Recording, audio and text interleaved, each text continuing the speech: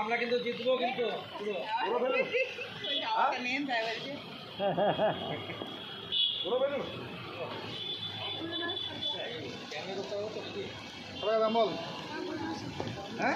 দুজনের সঙ্গে নিতে হবে না? আচ্ছা, একজনের সঙ্গে নিলে হবে না? হ্যাঁ নিয়েছিলাম তো, সেই জন্য তো বলছি।